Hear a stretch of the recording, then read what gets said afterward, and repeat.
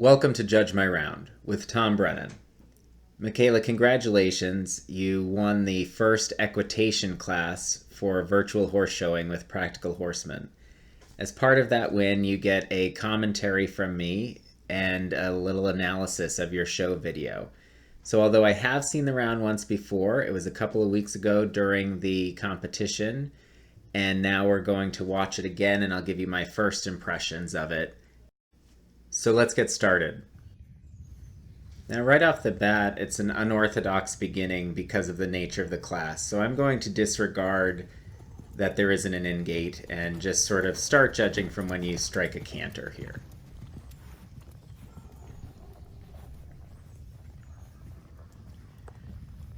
What I look for at the beginning here that I like is a good base on the rider. I usually start at the bottom of a rider for equitation. So the heel, the lower leg, the thigh, the hip. Your base of support is strong. The canter is nice and forward. A good workman-like canter. So far, the 3 jumps you've jumped have come right out of stride. This is a tricky line here in this course, the bending line, and then we come back to the judge's line again. But again, nothing dramatic. Everything's coming right out of rhythm, and it looks easy. The horse is very willing. The horse is ambidextrous.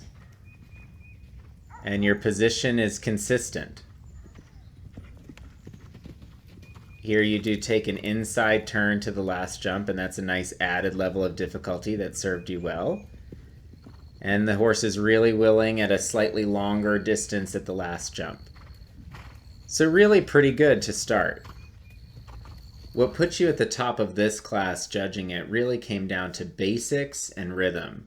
You certainly have some growth to do in your riding, which you're well on your way to doing, but you have a good willing partner. These jumping efforts were very safe, they were very correct, and it was really enjoyable to watch. Some of the other riders in the class really struggled with the components of the course, and for you it seemed easy, and that's what put you at the top of this class today.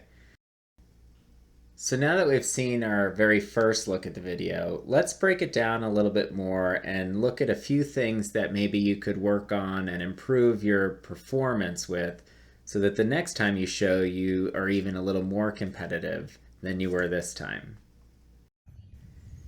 So as I said, we will disregard this unorthodox beginning because of the nature of the virtual class. But right from the get-go, let's look at a few things that stand out to me in terms of first impression for you and your horse.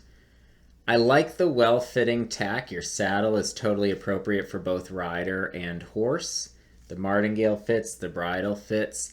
There's a very lengthy bite to the rein. That's the extra part of the rein here, but I don't think that's a big deal. What I would like to see is a little bit more polish on the horse. You have a white horse, and a white horse is either bonus points or a negative. Those horses have to come in absolutely gleaming. So really spend a little extra time at your next horse show making sure that horse is shining. Now, in terms of the rider, I think your coat fits beautifully. You have a nice helmet. Your boots are shiny. I wouldn't want you to get any taller in those boots, though. You're almost needing a taller pair of boots for the equitation. I'd like something that comes up to your kneecap a little bit closer. Okay, let's go back to your round and see how it goes. Again, I want to reiterate, I appreciate the good, strong canter. At this level, we often talk about a course finishing and ending with the same pace, and you start with plenty. It's a nice forward jump. We don't have the best view, it's a little far away, but you can tell your base of support is solid. Your leg stays right underneath you.